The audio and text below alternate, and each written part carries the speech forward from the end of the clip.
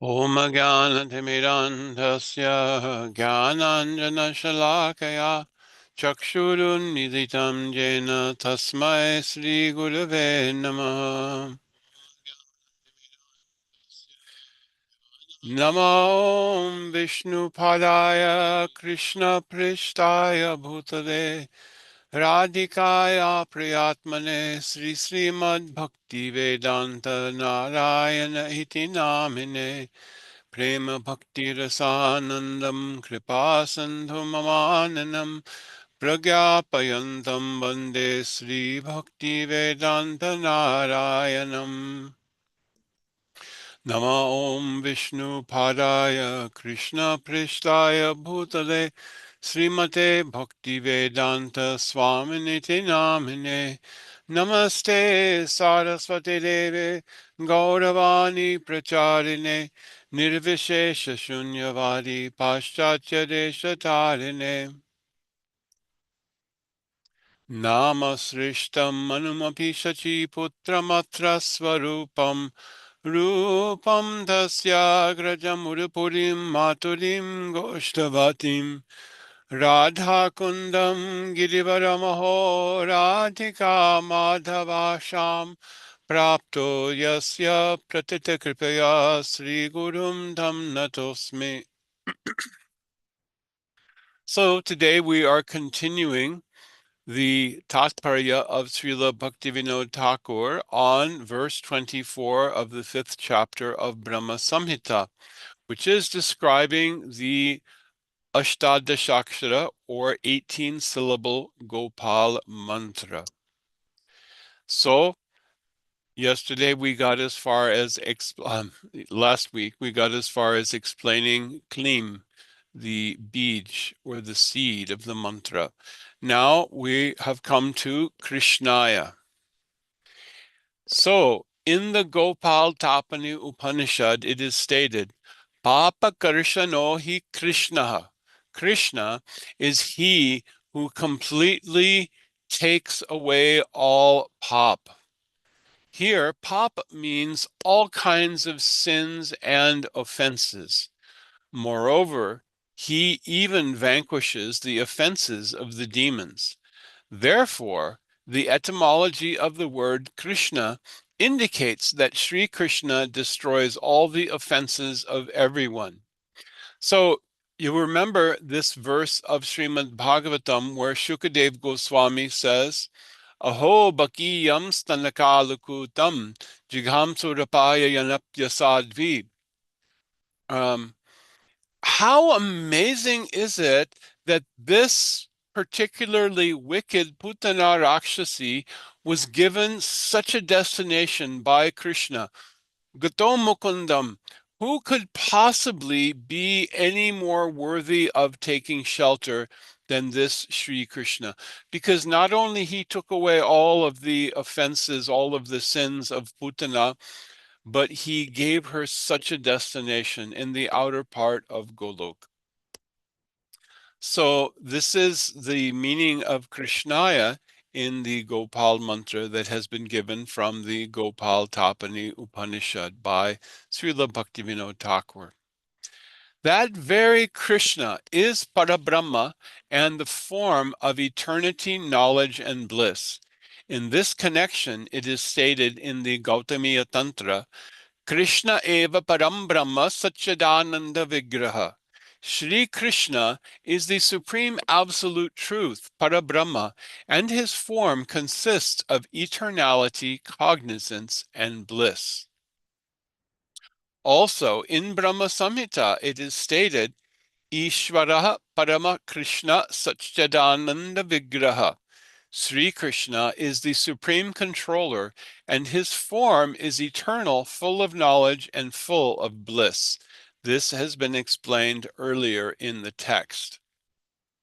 So the concept of Krishna Tattva is one of the many topics that is addressed from the very beginning of Sri Brahma Samhita.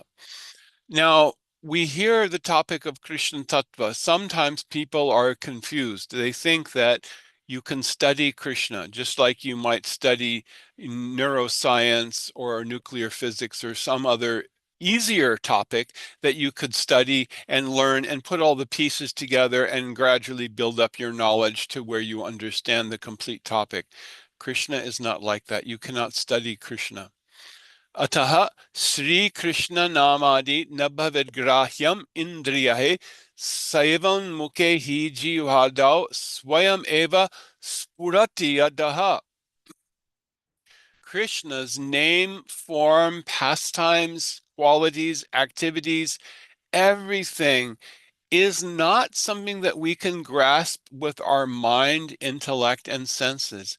It is only when we take the service approach, beginning with the tongue by chanting Hare Krishna, tasting only prasad, then Krishna, who is pleased with the devotee, will reveal himself, will manifest himself within the heart of devotees.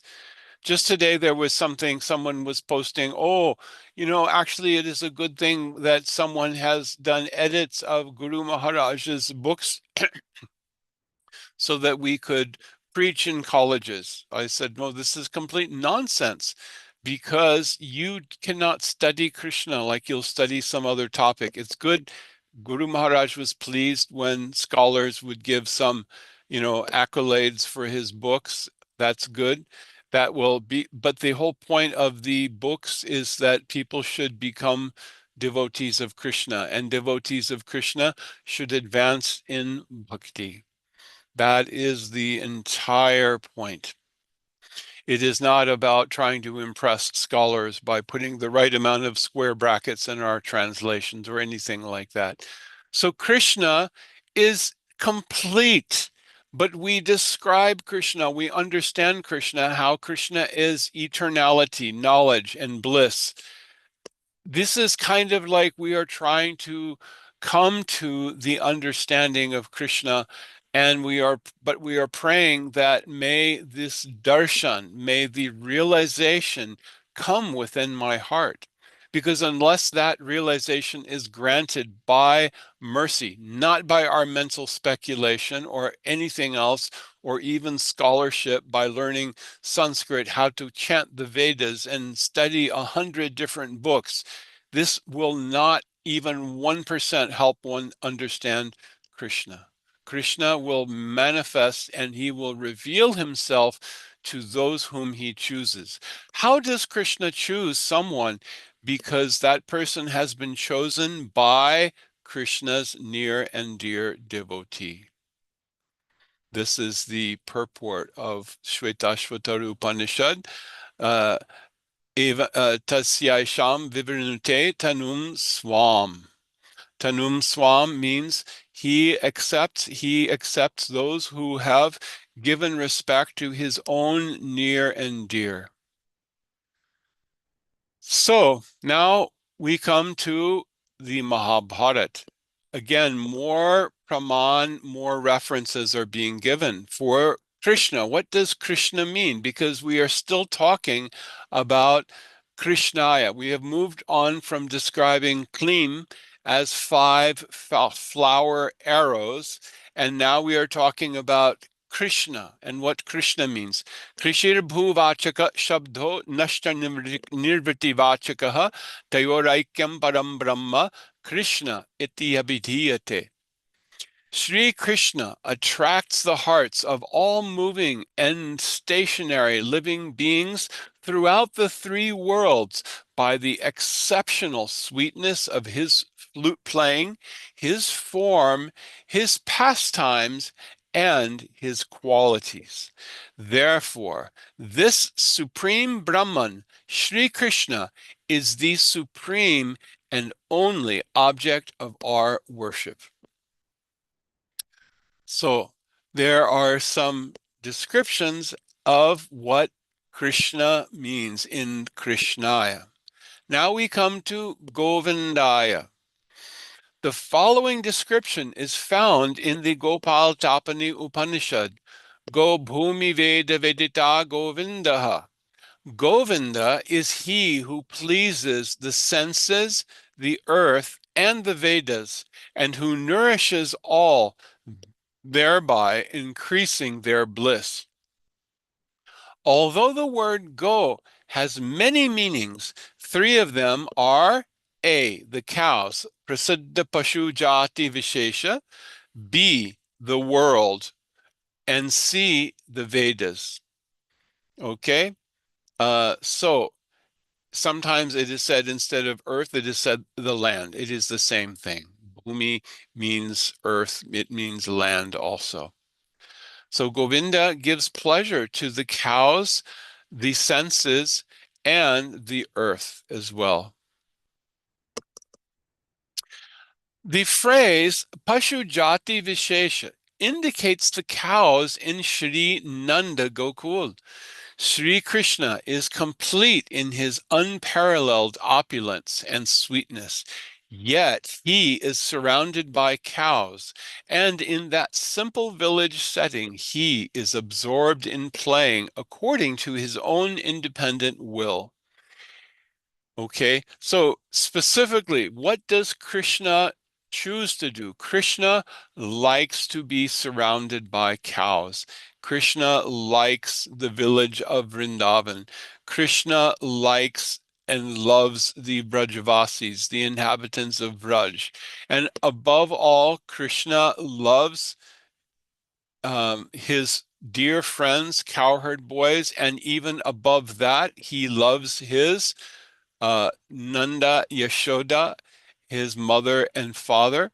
And even above that, he loves all of the gopis, the cowherd damsels, the Brajaramanis. And above everyone, he loves Srimati Radhika. But Srimati Radhika's love for Krishna is even greater. So Krishna, who has such um, full of knowledge, who is full of bliss, who is full of existence, he is attracted and he wants to understand the greatness of the love of Sri Radha. This is so far beyond the approach of our mundane senses. So people who are trying to understand Krishna, they cannot understand Krishna through any mundane scholarship or any mental speculation or anything like that. Krishna is always beyond their grasp. Only through bhakti then Krishna will reveal himself to the devotee. So Krishna resides splendidly in Sri Nanda Gokul in his beautiful form, which has the color of a fresh rain cloud, stealing the hearts of the residents of Braj and expanding his exquisitely endearing pastimes there. The whole world and all the Vedas loudly sing of the sweetness of those pastimes. Thus, Sri Krishna, the moon of Gokul in cowherd boy attire, who is celebrated throughout the world and the Vedas, is addressed as Govinda. So, where do the Vedas sing of the sweetness of the pastimes of Krishna? This is a very confidential thing. In the 86th chapter of the 10th canto of Srimad Bhagavatam, the personified Vedas have come and they have come to glorify, offer prayers to Bhagavan. But they are singing about the pastimes in Vrindavan. Nibrita marun manoksha dada yoga yujo hridayan munaya upasate tadarayo piyayu smaranat striya uragendra bhoga bhujadanda vishakta diyo vayamapite sama samadrishong hrisaro jasudha. The personified Vedas are saying that there are great yogis and mystics who will do very hard austerities for tens of thousands of years just so that they can attain the same goal, Sayujya Mukti, as that which is given by demons who are slain by the hand of the Lord, which is a way of deriding the process of yoga. Instead, the cowherd damsels of Braja, the Braja Ramanis, the gopis, Their minds were always distracted by thoughts of being embraced by the beautiful arms of Sri Krishna, which are shaped like the bodies of the kings of serpents.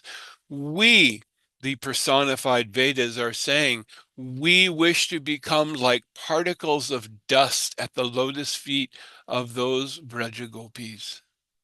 So this is a very confidential thing because these same Shrutis, they took birth in Braj as the Shruti-chari gopis. They had such an aspiration. The personified Vedas, they have all knowledge. They are a personification of the Vedas, which contain all knowledge. And all of the conclusions of the Vedas are known to them. And their desire is to become particles of dust at the lotus feet of the gopis. So this is something some people like to quote Srila Prabhupada Bhaktisiddhanta Saraswati Thakur, and then there's one person who is always quoting the same thing. Pugala Ragapata Gaurava Bhange. You should keep the Raga Marg on your head. And they are saying it, oh, we should be very careful. We should not hear about Krishna's Rasa Lila. Oh, no, that is not the meaning. The meaning is keep it with respect. It is to be taken. We want to take the dust of the lotus feet of the gopis on our heads, not that we should boycott the gopis. Guru Maharaj also said this. It is not that we are boycotting gopis, but we should hear with respect. We should, what respect? Oh, I want to have such love for Krishna like that of the gopis, like that of the maidservants of Srimati Radhika. Oh, I am praying for this because it is so high.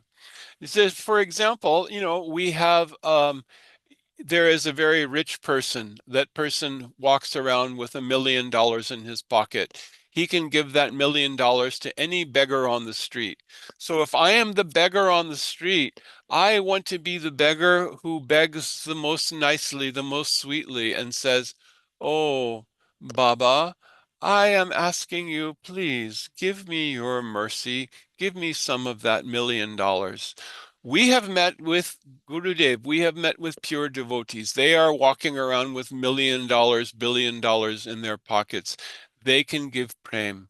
And so we are asking them, Ohe Vaishnava Thakura Dayara Sagara, E Dase Koruna Kori. Please be merciful unto this poor fallen servant. Give me kripa. What kripa are we asking? Should I become wealthy? Should I have a nice house? No, I want to have prem.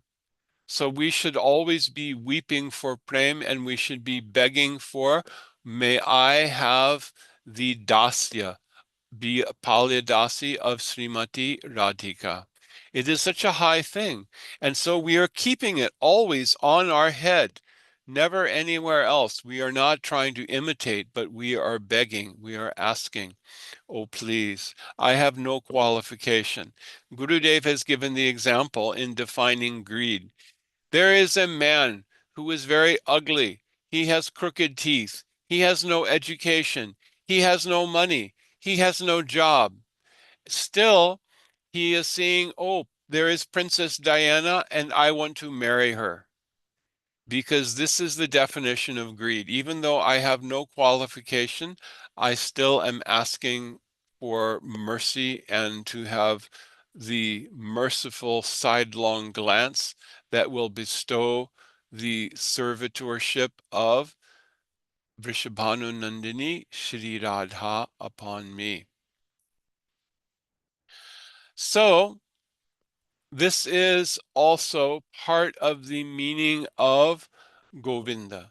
He who is very merciful, he who is very kind, and he who will give pleasure to the devotees. How does he give pleasure to the devotees? Because the Brajavasis, who are deeply attached to Krishna, Krishna is giving his darshan. Krishna is present before them. Aslishyava padaratam panashtuman adarshanan murmahatam karotuva yatatata vavidatu lampato mat prananatas tusa eva napara. Sri Chaitanya Mahaprabhu has spoken in the mood of the gopis, saying that, oh, that Krishna, he is a lampat, he is a deboshi. He is a person who goes from one flower to another and he leaves us aside. But he is still my prananath. My prananath means that my pran is not even residing in my body. Life is not residing in my body. It is residing in his hands. He is holding my life in his hands because if he is not present before me, I am brokenhearted and I cannot even live. So this is what we are aspiring for, is to have such a sense that if I am not able to engage in service, if I am not able to engage in divine service, then I have no life. The concept of service also is something that is easily misunderstood because people think, oh, what's your service, Prabhu? I want to have a service. Give me a service. Of course, we should do service. We should always try to engage our mind and senses in the service of Krishna, of Gurudev, of Vaishnavas. This is very, very important. But what we are really aspiring for, our number one service, is that we must do our sadhana so that our heart will be cleansed, so that we will progress on the path of prem, because when we achieve our Vastu Siddhi and we come in Golok Vrindavan and Guru Saki will meet us there and say, hey Sundari, come with me. Now you will make garlands. Then our desire will be fulfilled. Then we will actually have service. That will be the beginning of our service. But how do we get there? Will it come in our hand like a rasgulla? Like, oh, I will by chance chant Hare Krishna at the time of death, Hare Krishna, and then like a rasgulla, I will get this? No, we have to cultivate prema through all the stages. We have to do uh, bhajan. We have to do bhajan with all of our heart so that all of our anarthas go, so that we come to the stage of anartha nivritti and nishta, where we are fixed in bhajan. And then from nishta, we will come to have ruchi. Some taste will begin to awaken. And from ruchi, then asakti, where we are so attached to bhajan that we feel if I do not chant, I will surely die. And then finally, rati will come, bhav. How will that awaken? It is the prema ankura, the sprout of prem. And when it comes within the heart, the ashta sattvic vikar will manifest, trembling in the body, tears like waterfalls, hair standing on end. All of these things will manifest. And then finally, we will give up this body and we will take birth in, we will appear in Golok Vrindavan. First, we have to take birth in the womb of a gopi in Prakat Lila, and then finally we will achieve the Vastu Siddhi. So this is what we are aspiring for. Now let us continue. Gopi Jana. It is stated in the Gopal-Tapani Upanishad, Gopi Jana Vidya Kala. Gopi Jana means avidya kala in the form of the gopis. Here, the word avidya is formed from complete, and vidya, knowledge. Not to be confused with avidya. Avidya means ignorance. Avidya means full, complete knowledge. So avidya refers to the best knowledge of all, namely the potency to attract Sri Krishna. This is such a very important thing because this is one of the characteristics of prem, Krishna akarshani. There are, 6 symptoms of bhakti, which are given in Bhakti Rasamrita Sindhu. First two are kleshagni shubhada.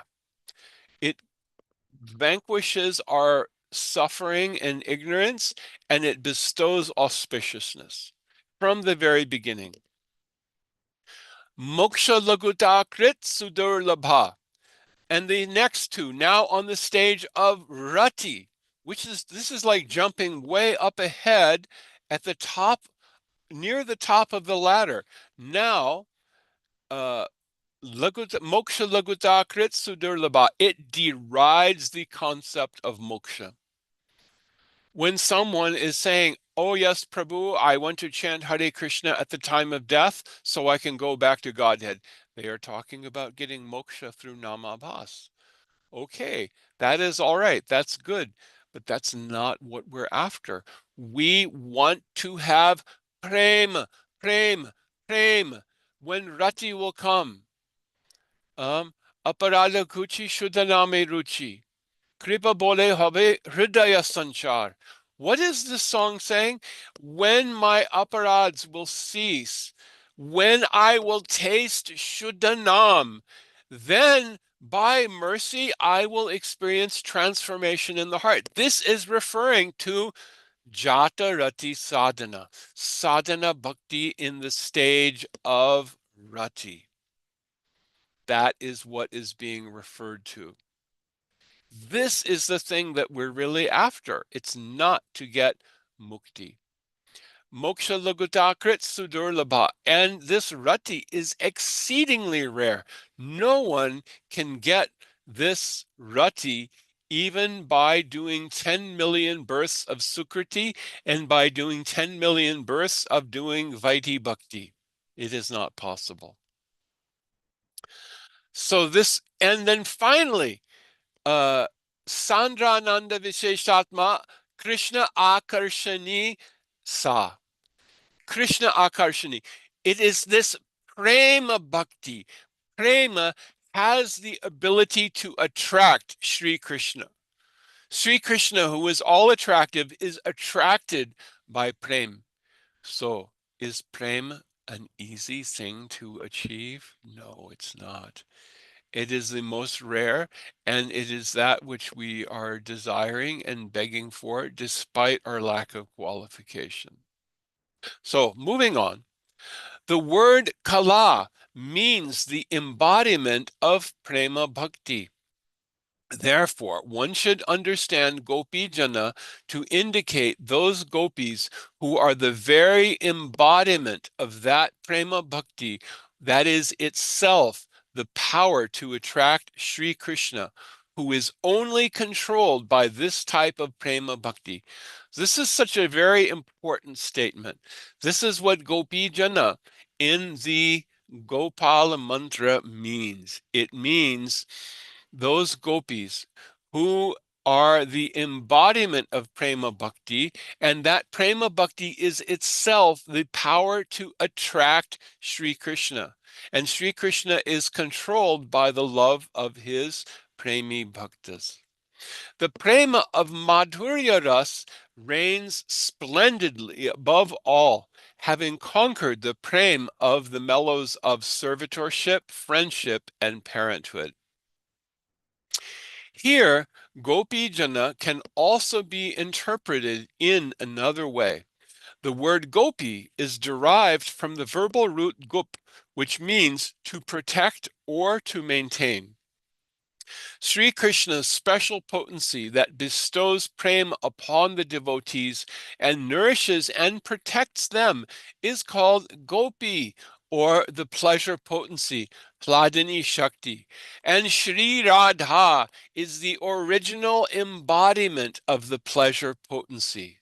Therefore, the word gopi indicates the embodiment of the pleasure potency, the aggregate of the predominated principle, namely Shri Radhika, the beautiful daughter of Vrishabhanu Raj.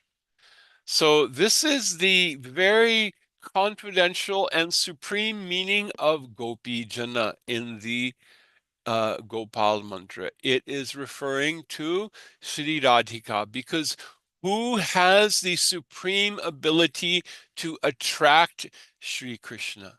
She is called Madana Mohana Mohini. So this is the meaning. And Sri Radhika also has the ability to protect and nourish the devotees by bestowing prem. So there is no other way to achieve prem other than by the blessings of Srimati Radhika. In the statement, Gopi tu Prakriti Radha Janas Tadamsha Mandalaha, Gopi means the predominated principle, Sri Radha, and Jana means the circle of her plenary expansions, or those who are expansions of her personal form, Kaya Vyuha Rupa, the Sakhis such as Sri Lalita and Vishaka. So what is meant by Kaya Vyuha? Kaya Vyuha means they are expansions of the form of Srimati Radhika. They are not in the category of Jiva Tattva at all. They are expansions of Sri Radha because Sri Radha is Sri Krishna's consort. She is Sri Krishna's pleasure potency. And when there is rasa dance, she is called Raseshwari. She is always called Raseshwari because without Sri Radha, there is no Rasa Leela. And if Sri Radha will leave the arena of Rasa Leela stops and Krishna will go looking for her. So this is the meaning of Gopi Jana. Now we come to Vallabhaya. The word Vallabha means one who stimulates or a lover. He who stimulates the gopis through his endearing pastimes, or the most excellent hero who enjoys the sweetest amorous sports with the gopis, is called Gopi Jana Vallabha. Thus, Gopi Jana Vallabha is the dearest life breath of Sri Radha, who is always accompanied by her friends such as Sri Lalita and Vishaka. So now we're getting everything put together. Gopi Jana Vallabha means that person who is the dearest life breath of Sri Radha, who is always accompanied by her friends such as Sri Lalita and Vishaka. Sri Krishna, the son of Nanda Maharaj, is chief among those who are expert in tasting transcendental mellows. He is called Rasika Shekhara.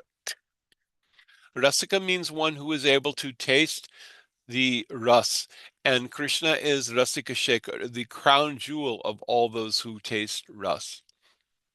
He is splendidly situated in Vrindavan, surrounded by his beautiful lotus-eyed adolescent beloveds, the gopis. In the company of Sri Radhika, he manifests as Madan Mohan, the form that infatuates the mind of Cupid. However, he is only Madan Mohan when he is alongside Sri Radhika, the crown jewel of the gopis. Radha Sange Yada Bhati Tada Madana Mohanaha. He shines attractively in the presence of Sri Radhika, surrounded by the circle of cowherd girls. He is therefore eternally called Madana Mohan. Sri Krishna, who as Govinda is the attractor of Cupid or Madan Mohan, is Gopi Janavallabha.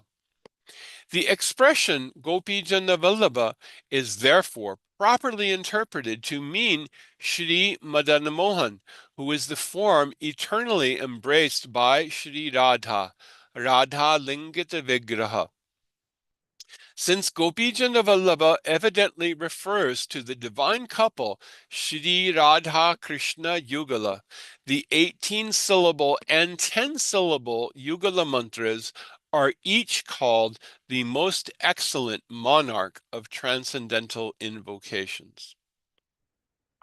So now we have come to syllables 5 and 6, or the words. These are not the syllables, but the words 5 and 6, Swaha.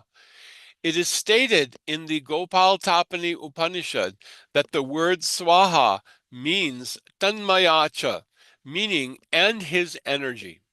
Thus, Swaha is understood as Sri Krishna's Maya or Sri Yogamaya. Yogamaya is the spiritual potency that manifests from Gopi Janavallabha, Sri Krishna's intrinsic nature, and she offers the devotees unto the lotus feet of Sri Krishna. Hence, the appropriate meaning of the word swaha is she by whose help one's atma is absolutely and irrevocably offered. Swahayatma samarpanam iti. By uttering or remembering the word swaha, the devotees accomplish totally unconditional self-surrender. Therefore, one should recite or remember the word swaha with this specific contemplation. This is the method of completely selfless dedication unto Sri Radha Krishna Yugala. So this is such a deep explanation of the 18-syllable Gopal mantra. This is coming from Srila Bhaktivinoda Thakur by the grace of Gurudev.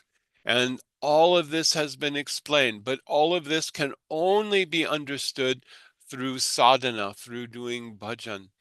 And then by the grace of Guru and Vaishnavas, then gradually these things will become revealed within the heart.